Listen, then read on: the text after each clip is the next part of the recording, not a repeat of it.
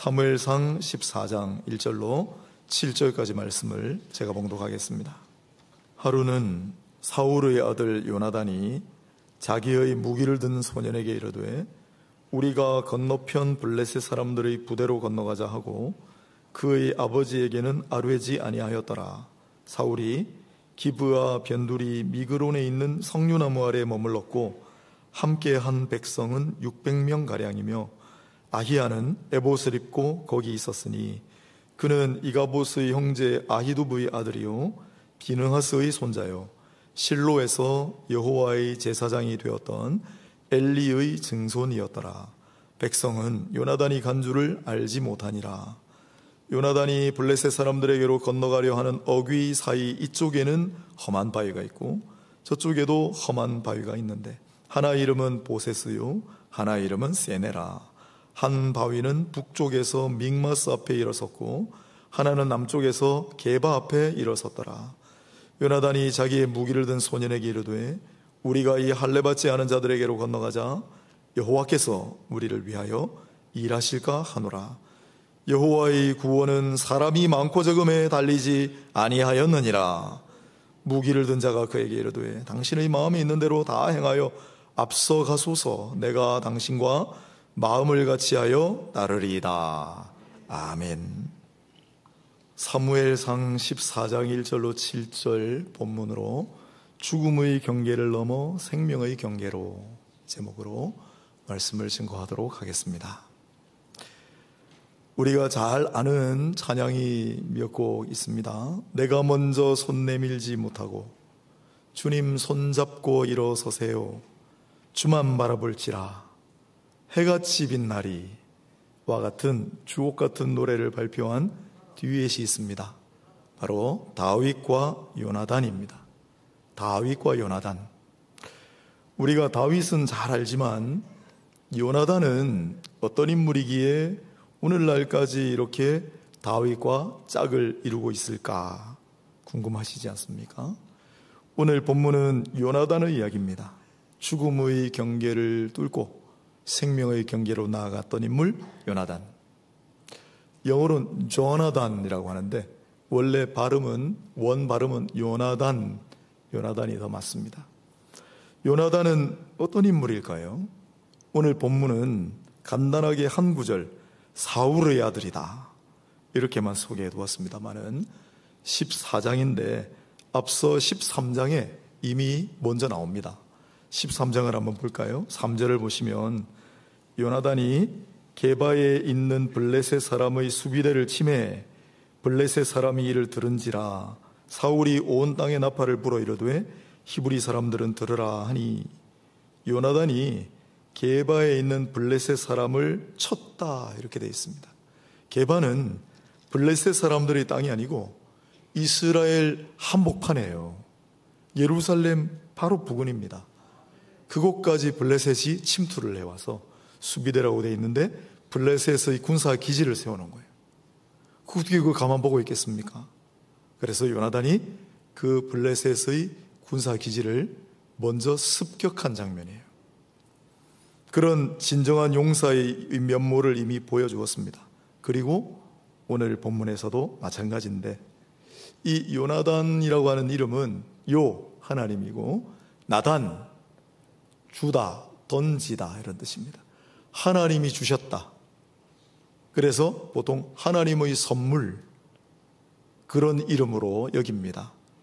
그 이름을 가진 그러나 그런 이러한 면모를 생각할 때 많이 언급되지 않고 상당히 저평가되어 있는 신앙의 사람 오늘 요나단을 생각합니다.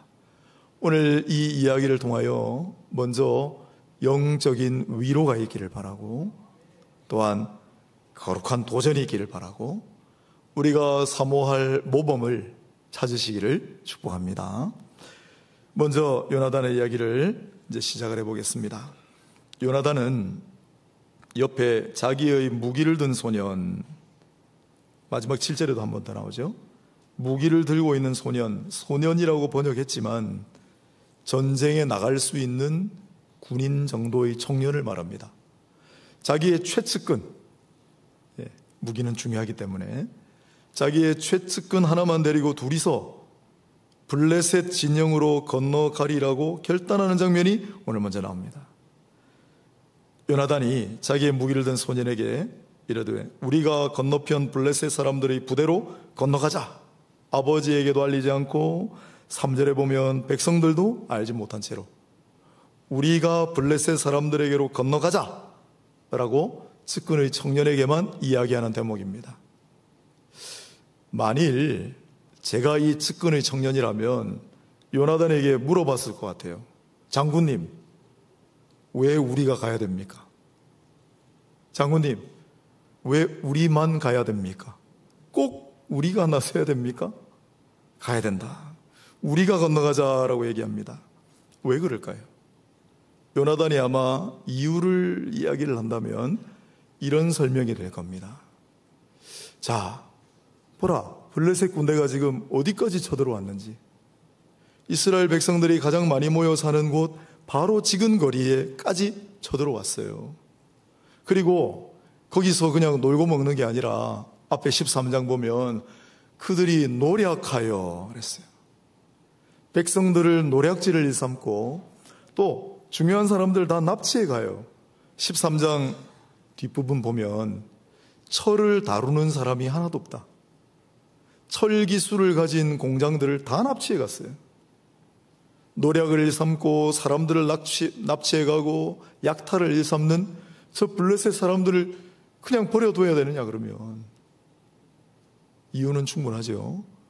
저 고생하고 힘들어하는 백성들을 봐라. 나서야 되지 않겠냐. 그러면 이제 청년이 또 물어보겠죠. 그게 왜 하필 우리라 해야 됩니까? 오늘 본문 2절을 보실까요? 사울이 기브아 변두리 미그론에 있는 석류나무 아래에 머물렀고 함께한 백성은 600명가량이며 사울 왕이 나서야 되잖아요. 나를 따르라고 백성들 군사들을 지휘해가지고 블레셋과 싸워야 될 거 아닙니까?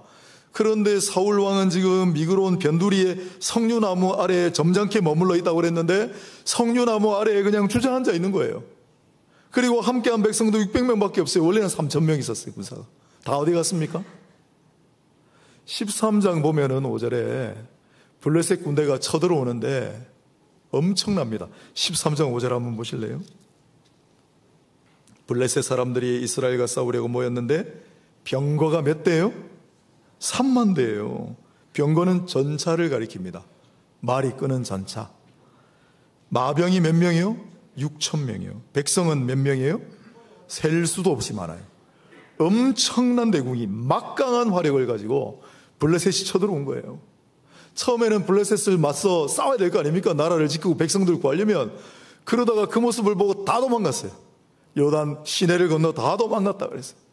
전부 도망가고 600명 남았어요.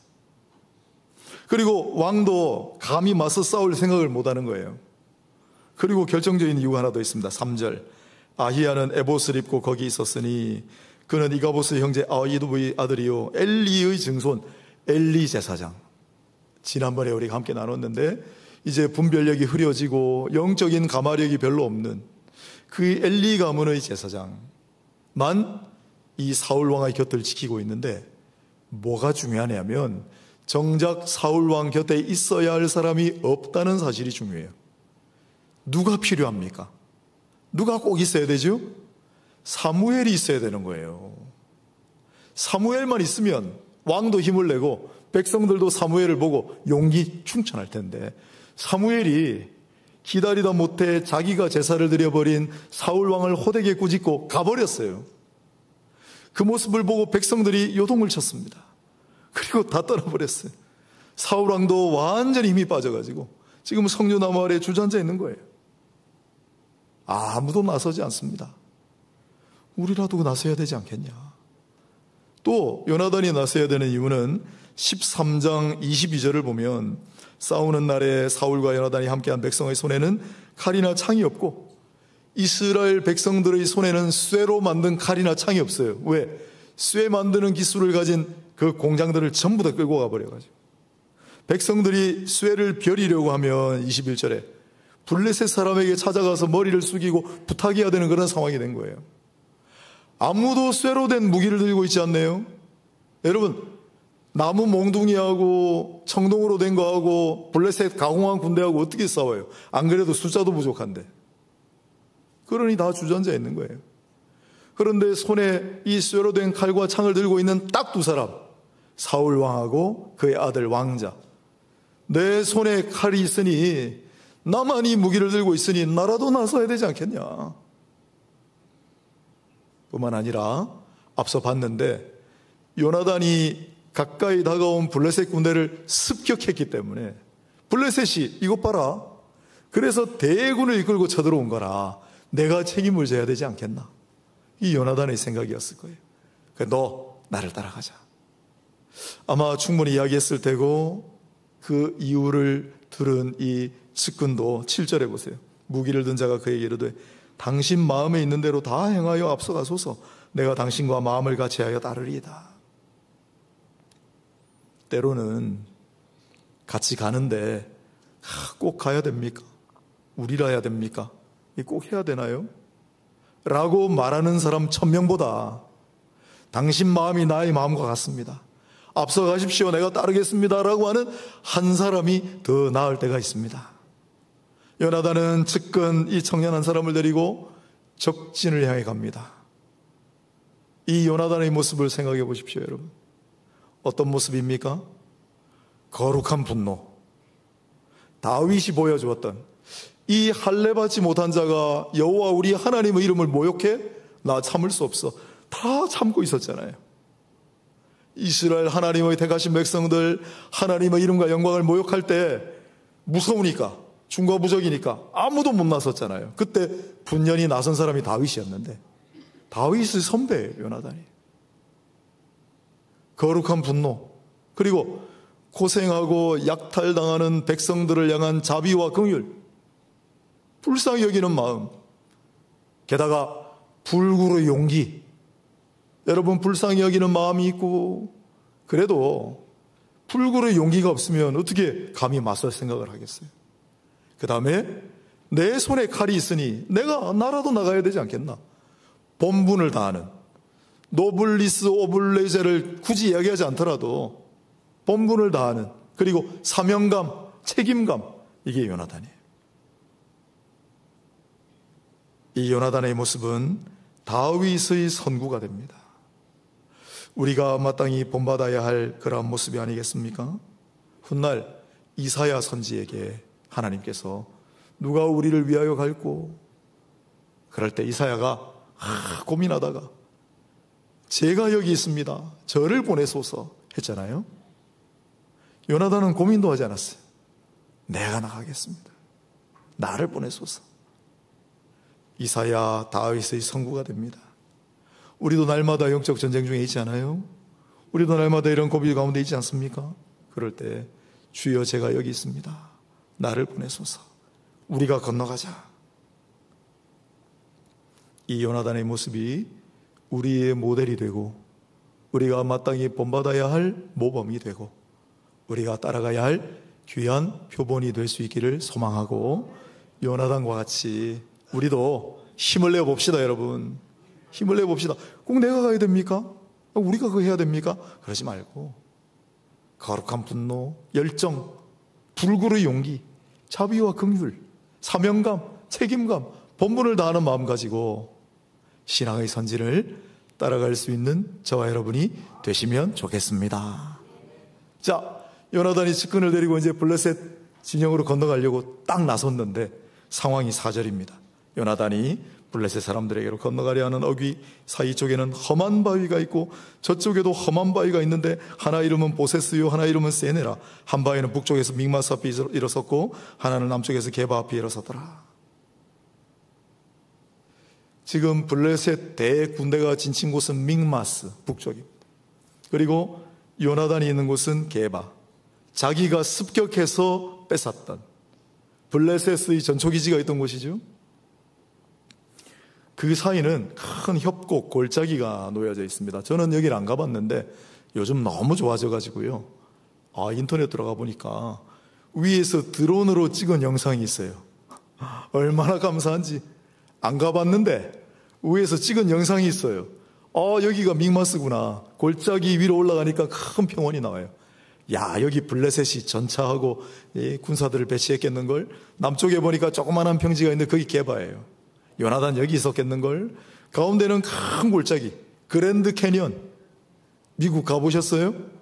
그랜드 캐니언 가보셨죠, 정장로님?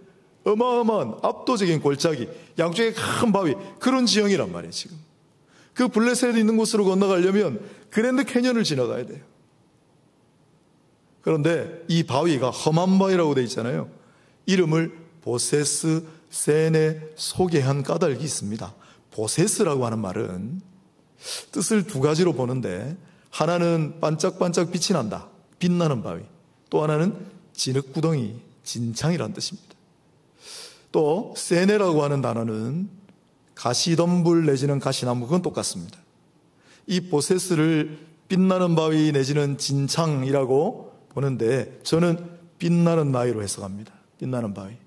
그런데 그 모양이 어떻게 생겼냐면 뾰족뾰족한 사나운 이빨같이 생겼습니다. 그래서 그 블레셋 진영에 있는 큰 바위는 뾰족뾰족하고 사나운 이빨같이 날카롭게 빛나는 바위, 하얀 바위예요. 그리고 이 게바 쪽에 있는 바위는 뾰족뾰족 가시가 돋아난 것처럼 보이는 세네, 이 바위인 거예요. 블레셋 군대로 건너가자 그랬는데 요나단이 거기로 가려면 고난의 골짜기, 험난한 골짜기를 지나 어쩌면 이 험한 바위를 기어 올라가야 될지 모르는 그러한 정말 불가능해 보이는 지형이었다, 이 말입니다. 하지만 요나단은 누가 봐도 도저히 건널 수 없을 것 같아 보이는 그 죽음의 경계를 넘어가려고 합니다. 그는 그 죽음의 경계를 넘어 생명과 구원의 경계로 나아가고자 합니다. 옆에서 칼든 청년이 또 물어봤을지 몰라요. 우리가 가자. 그래, 갑시다. 나섰는데 앞에 보니까, 야, 이 골짜기하고 이 바위를 어떻게 올라갑니까? 장군님, 여기로 가야 됩니까? 그렇다. 어떻게 가지요? 꼭 가야 됩니까? 발길을 돌리시지요, 그만. 바위에 올라가다가 떨어져 죽게 생겼습니다. 위에서 블레셋 군대가 돌을 굴리고 활을 쏘면 그냥 죽는 겁니다. 죽음의 경계예요, 죽음의 경계. 여기를 어떻게 갑니까, 우리가? 가야 한다. 여러분, 왜 요나단은 자기의 생명, 목숨을 무릅쓰고 이 죽음의 경계를 지나려고 했을까요? 무엇 때문에? 생명을 살리려고. 누구 생명을? 자기와 무기든 자 측근의 생명이 아니라 백성들의 생명을 살리려고, 달인이들의 생명을 살리려고 자기의 목숨은 도외시하고 죽음의 경계를 돌파하기 위해 요나단이 나섰습니다. 이런 사람이 어디 있습니까? 저는 성경에서 가장 저평가된 인물이 바로 이 요나단이라고 생각합니다. 요나단 이야기는 뒤에까지 읽어도 아무 흠잡을 데가 없어요. 다 실수하기 마련인데, 다윗도 큰 실수를 했고 신앙 인물들이 다 실수했는데 요나단은 흠잡을 데가 없어요. 그래도 우리가 별로 요나단을 이야기하지 않아요. 왜 그럴까? 그러면서 이 요나단처럼 사람들이, 세상이 별로 알아주지 않고 저평가된 사람이 있을까 한번 생각해 봤어요. 있더라고요, 한 사람. 나요, 나. 야, 나는 왜 이렇게 사람들이 안 알아주나? 세상이 왜 이렇게 날 안 알아줄까? 나야말로 저평가된 인물이다. 제 이야기가 아니고 저와 여러분 모두 이야기입니다. 다 그렇게 생각하고 살지 않아요? 야, 왜 날 이렇게 안 알아주지? 내가 이렇게 헌신하는데, 내가 이렇게 신앙생활 잘하는데, 야, 내가 이렇게 멋지게 살고 있는데 왜 세상 사람들은 날 안 알아줄까? 나를 왜 이렇게 저평가하고 있을까? 다 그러잖아요. 저만 그렇습니까? 그럼 나만 나쁜 사람 되는데?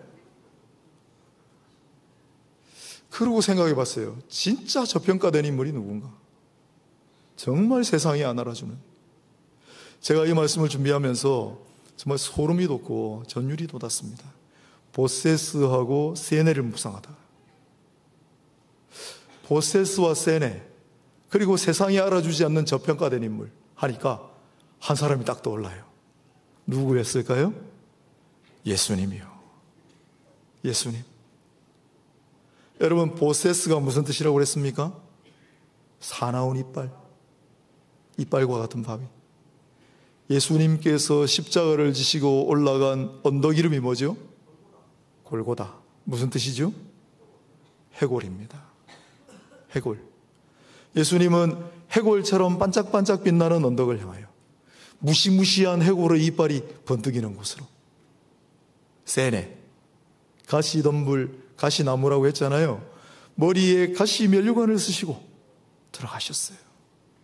여러분, 죽음의 경계를 뚫고 자기 자신도 아니고 무사람들의 생명을 위하여 자기의 생명조차 전혀 돌보지 않고 나아가신 왕자가 누구입니까? 요나단의 이야기입니까? 하늘나라의 왕자 예수 그리스도 이야기잖아요. 야, 이 보세스하고 세네를 묵상하니까 거기서 가시 면류관 쓰시고 골고다 해골을 향하여 나아가시는 예수의 모습이 떠오르고, 그리고 우리 주님이야말로 얼마나 저평가되셨나. 여러분, 이제 문 밖에 나서서 오늘 한번 거리를 다녀보세요. 10명 중에 한 사람이 예수님을 인정할까 말까요?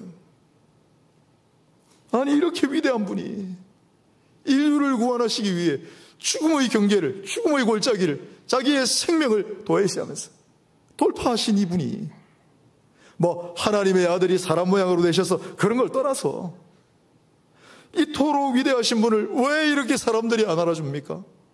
왜 세상이 이렇게 평가하지 않나요? 이상하잖아요. 우리는 그 주 예수님을 구주로 영접한 사람들입니다. 그래서 제가 서두에 위로가 있기를 바랍니다 했잖아요. 누가 날 안 알아주더라도, 내가 세상에서 너무 저평가되어 있는 것처럼 생각이 들더라도 섭섭해하지 마세요. 서운해하지 마세요. 주님도 그러셨어요. 그리고 주님이 다 하십니다. 다 하십니다. 가시면류관, 가시면류관 노래 불러줘요. 가시면류관 세네의 바위를 짊어지고 보세스 험한 십자가 그 해골의 이빨 향하여 묵묵히 십자가 짐 들고 나가신 우리 주님을 생각하시고 늘 그 주님을 바라보시며, 주님께서 당신의 생명을 걸고 당신의 목숨을 내어주시면서까지 그 죽음의 경계를 돌파하셨기 때문에 오늘 우리에게 영원한 생명이 주어진 줄로 믿습니다. 생각하고 나도 주님을 따르리. 알아주지 않아도, 누가 인정해주지 않아도, 세상이 평가해주지 않아도 나도 주님 가신 이 길을 따르리. 우리 앞에 수많은 경계가 놓여 있습니다. 한계, 때로는 죽음의 경계가 놓여 있을지라도 그 주님을 바라보고 주님의 십자가를 뒤따르는 그러한 모두가 되시기를 바랍니다. 요나단이 이렇게 죽음의 경계를 담대하게 돌파할 수 있었던 원동력은 어디에 있었는가? 그게 6절이죠. 6절 한번 같이 읽어보겠습니다. 함께 읽겠습니다. 요나단이 자기의 무기를 든 소년에게 이르되 우리가 이 할례 받지 않은 자들에게로 건너가자. 여호와께서 우리를 위하여 일하실까 하노라. 여호와의 구원은 사람이 많고 적음에 달리지 아니하였느니라. 아멘. 우리는 이 요나단의 고백 중에 두 번째 거를 많이 집중합니다. 하나님의 구원은 사람의 많고 적음에 달리지 아니하였느니라. 우리 두 사람뿐이지만은 하나님의 구원은 인간의 수적인 우세, 열세에 달려있지 않다. 우리가 두 사람만 지금 나아가지만 하나님께서는 우리를 통하여 구원의 역사를 써주실 줄로 나는 믿는다. 요나단의 믿음이. 다윗의 믿음이 그랬잖아요.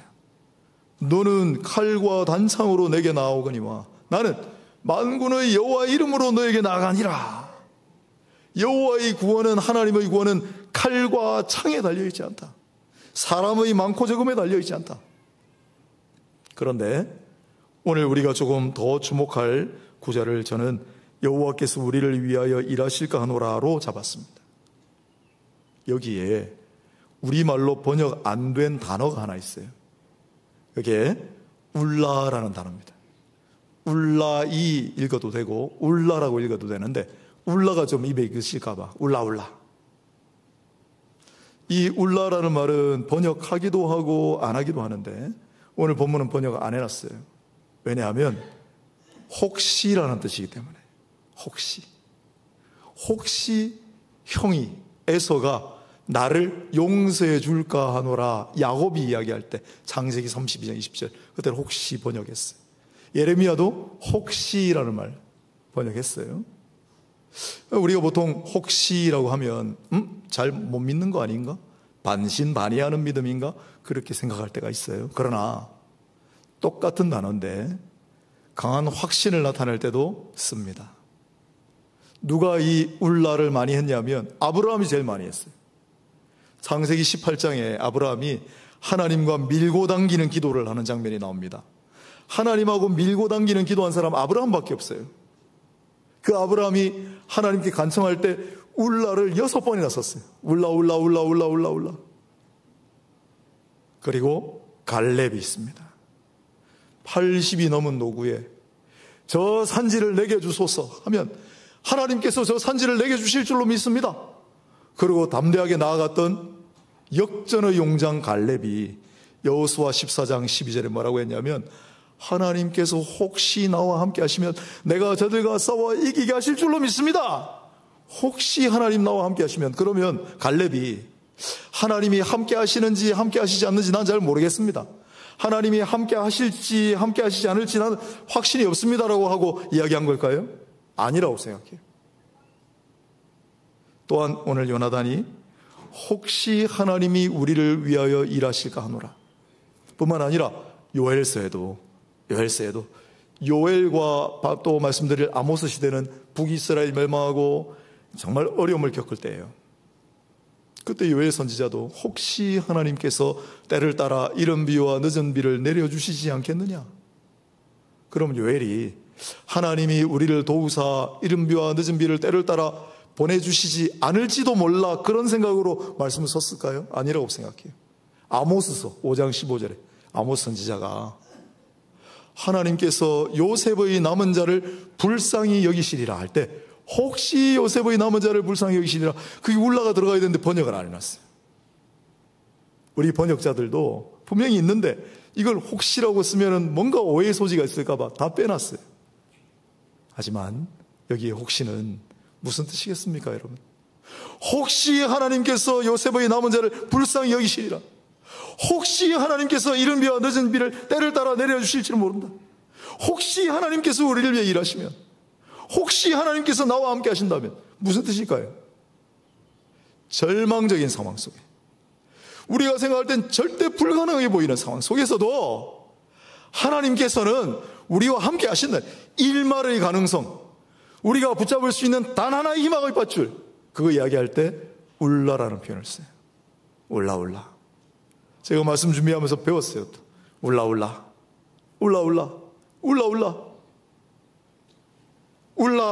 나와 함께 하신다면 하나님께서 능히 이 죽음의 경계를 내가 돌파하게 하실 줄로 믿습니다. 울라, 하나님 내게 능력 주신다면 내가 감당하게 하실 줄로 믿습니다. 울라, 하나님 나를 사랑하시니 나와 동행하실 줄로 믿습니다. 언제 이런 고백을 한다고요? 불가능한 상황일 때, 캄캄할 때, 도저히 돌파구라고는 보이지 않을 때, 우리의 생각과 우리의 능력으로는 도무지 해결의 실마리가 보이지 않을 때, 혹시 하나님 우리와 함께 하시면 하나님이 함께 하실 줄로 믿습니다. 캄캄하고 사방이 막혔지만 내가 붙들 수단 단 하나도 보이지 않지만 그래도 하나님은 나와 함께 하실 줄로 믿습니다.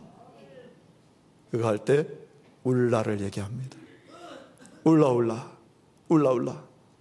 사랑하는 전제일의 성도 여러분, 앞으로 마음속으로라도 울라 많이 이야기하세요. 안 된다고 생각할 때, 캄캄할 때, 죽음의 경계 앞에 놓였을 때 울라. 하나님이 혹시 나와 함께 하시면, 함께 하십니다. 우리와 함께 하십니다. 우리를 도우십니다. 말씀을 정리하겠습니다. 오늘 요나단의 이야기를 우리 함께 했어요. 요나단은 참 신앙의 본보기로 삼을 만한 인물입니다. 그가 보여준 거룩한 분노, 열정, 그리고 자비와 긍휼, 또한 불굴의 용기, 그리고 책임감, 본분을 다하는, 사명감을 다하는 그의 자세, 뿐만 아니라 죽음의 경계 앞에 놓였을 때 두려워하지 않고 위축되지 않고 담대하게 내가 죽으면 죽으리이다. 죽음의 경계를 뚫고 나갔을 때 안 죽었어요. 뒤에 살아남잖아요. 그리고 생명을 얻었습니다. 자기 자신의 생명뿐만 아니라 이스라엘 백성들을 구원하시는 하나님의 역사의 주인공이 되었습니다. 요나단은 죽음의 경계를 뚫고 나갔기 때문에 이후에 정말 특별한 인물이 돼요. 저는 요나단 같은 사람이 또 있나 싶어요. 나중에 다윗을 몇 번이나 살려줍니다. 여러분, 다윗이 제거되면, 다윗이 죽으면 제일 좋을 사람이 요나단이에요. 자기가 왕이 돼야 되니까. 그런데 자기를 젖히고 왕이 될지 모르는 다윗을 몇 번이나 살려준다고요? 다윗을 다 높여주고요? 이렇게 할 수가 있습니까? 요나단은 끝까지 가족과 나라를 위해 충성합니다. 그는 죽음의 경계를 뚫었기 때문에, 여러분, 죽음의 경계를 뚫고 새로운 생명을 얻고 부활의 능력과 역사 가운데 살아가는 사람은 이 세상이 감당치 못할 사람입니다. 우리가 흔히 쓰는 말로 눈에 보이는 게 없는 사람입니다. 요나단의 모습이 그런 모습이 아닌가. 그에게는 절대적으로 하나님을 신뢰하는 신앙이 있었습니다. 내가 이 사망의 음침한 골짜기로 나아가더라도 하나님 절대 나를 그냥 버려두시지 않을 거예요. 내가 이 사나운 바위 틈을 기어 올라갈 때 주께서 결코 나를 버리시지 않을 거야. 그 믿음을 가지고 죽음의 경계를 돌파하고 생명을 얻었다. 이 요나단과 같이, 또한 요나단 저평가되었다고 그랬는데 세상이 정말 알아주지 않고 사람들이 인정하지 않는, 정말 이해가 되지 않지만 우리 주 예수 그리스도 십자가를 지고 보세스와 세네의 바위를 통과하신 우리 주님을 바라보고 생각하시면서 우리도 우리 인생길 가운데 수많은 경계가 있습니다. 다 돌파하시고 주님의 뒤를 따라 다 승리하시는 모두가 되시기를 주님의 이름으로 축복합니다.